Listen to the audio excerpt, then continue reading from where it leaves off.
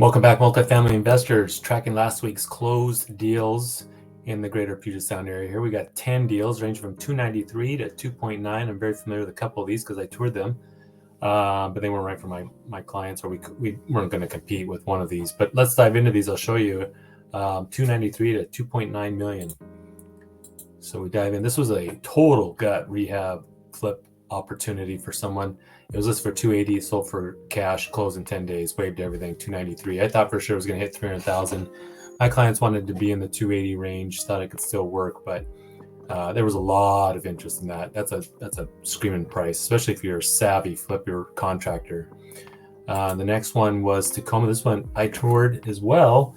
I didn't like the floor plan at all. I didn't really like the neighborhood too much. And it sold to a VA buyer. That's why it's over asking. They probably built in some closing costs there, buy down their rate. Toured this one too. I did a video on this one. Real funky layout. Not a bad property, really, just kind of a real funky layout.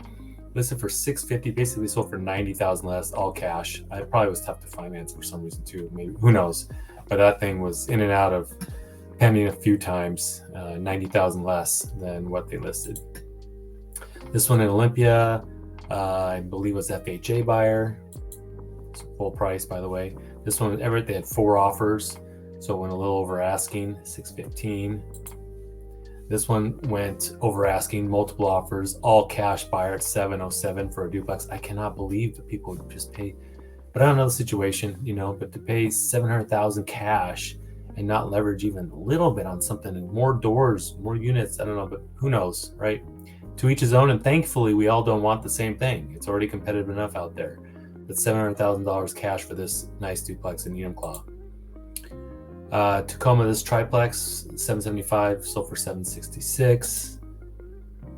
This one in Seattle, it's kind of a funky deal. It was for $779, sold for $10 less.